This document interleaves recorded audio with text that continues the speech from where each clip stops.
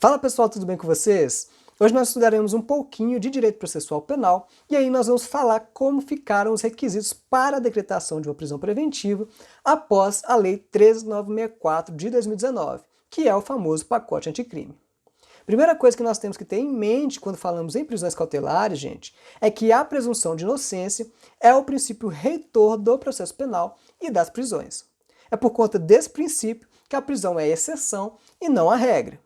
A prisão como última ratio, pessoal, encontra-se prevista no artigo 282, parágrafo 6º do Código de Processo Penal.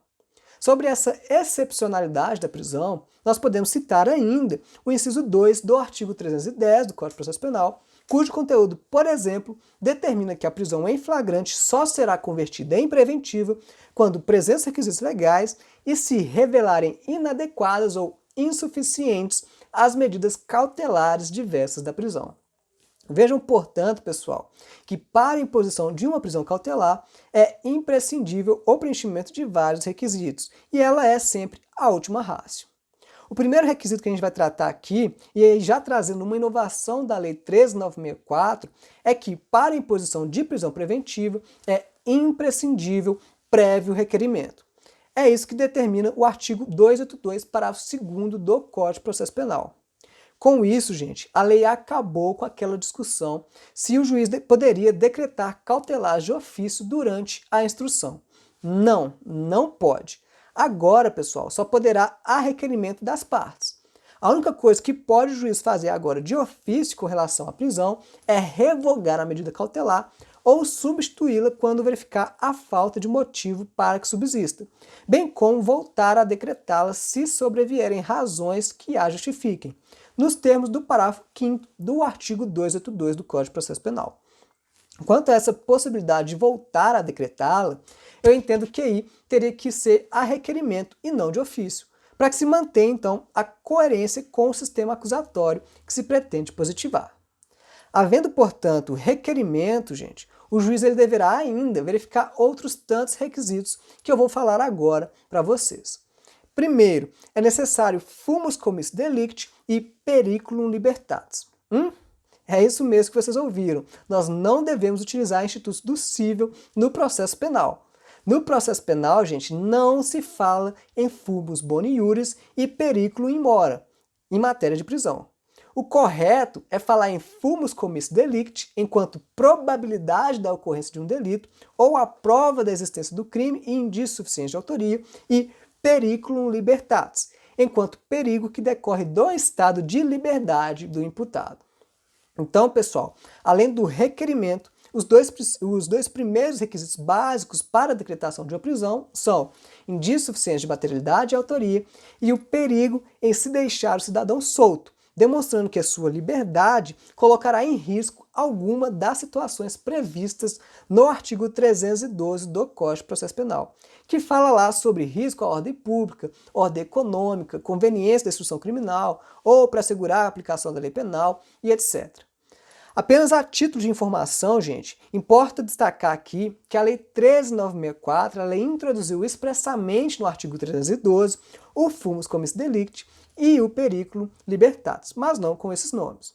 Lembrando, pessoal, que esse perigo ele deve ser concretamente demonstrado no requerimento feito ao juízo e principalmente na fundamentação da decisão.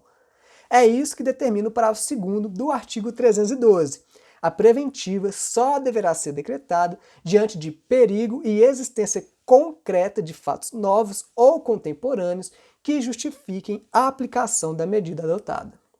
Por isso, pessoal, não vale aqui argumentação abstrata, baseada em futurologia, sem concreta vinculação com elementos reais. Isso é o que determina os incisos do novo artigo 315 do Código de Processo Penal, que está voltado para a fundamentação da decisão. Depois vocês podem dar uma olhada lá no código. Por falar nesse artigo, gente, vai destacar que o 315 também deixou explícito para juízo, no parágrafo 1º, a necessidade de indicar concretamente a existência de fatos novos ou contemporâneos.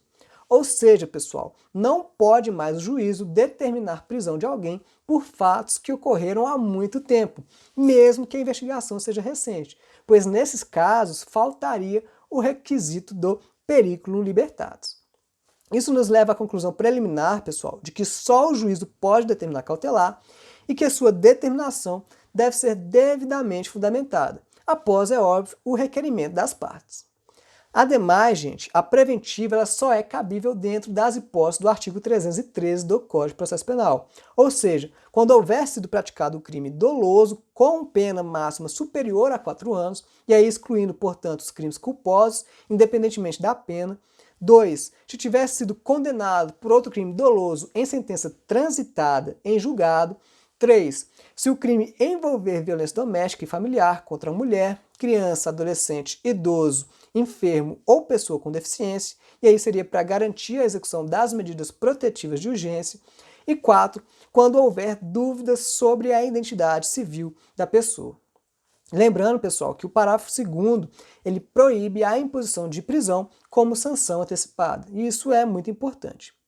Havendo a presença desses requisitos que eu falei para vocês, é necessário ainda o juiz verificar se a prisão preventiva ela é adequada, necessária e proporcional ao caso, nos termos do artigo 282 do Código de Processo Penal.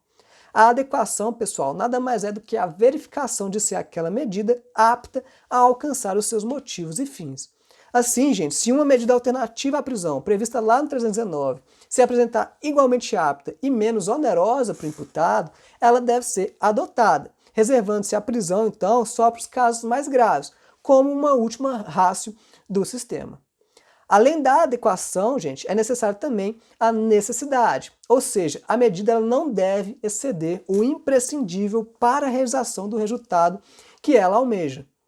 Aí isso nos leva de volta à análise do artigo 319. Se existe uma medida menos onerosa que se demonstre da mesma forma apta a alcançar a finalidade pretendida, não há necessidade de se impor uma prisão.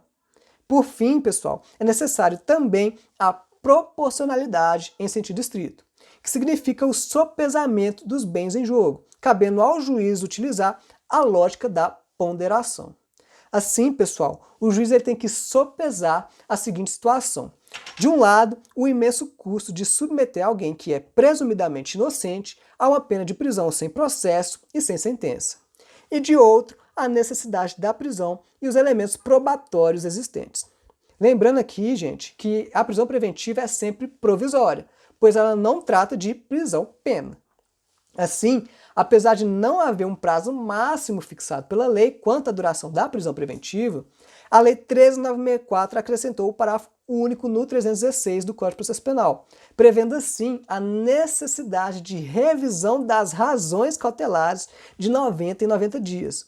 Isso para se verificar se a prisão ela continua sendo necessária para a consecução da finalidade que deu origem a ela. Ou seja, se a prisão foi decretada, por exemplo, para garantir a instrução, finalizada a instrução, o fundamento que deu origem a ela se esvai, devendo, portanto, ela ser revogada. Para finalizar, pessoal, é importante destacar aqui que a Lei 13.964 ela reafirmou a existência do contraditório na decretação de medidas cautelares. Assim, gente, havendo prisão em flagrante e, consequentemente, requerimento de prisão, o artigo 310 do Código de Processo Penal determina que o juízo, depois de receber o auto de prisão em flagrante, no prazo máximo de até 24 horas, após a realização da prisão, ele deverá promover a audiência de custódia com a presença do acusado, seu advogado constituído ou membro da Defensoria Pública e o membro do Ministério Público. Será nessa audiência, gente, que as partes argumentarão sobre a prisão ou liberdade do flagranteado, devendo o juiz decidir sobre o relaxamento, se a prisão foi legal, sobre a conversão em preventiva ou concessão de liberdade, nos termos dos incisos do artigo 310 do Código de Processo Penal. Vale destacar, pessoal, que a não realização da audiência de custódia no prazo determinado ensejará, nos termos do parágrafo 4º do artigo 310, a ilegalidade da prisão, devendo ela, então, ser imediatamente relaxada. Então, gente, resumidamente, estes são os requisitos mínimos voltados para a prisão preventiva.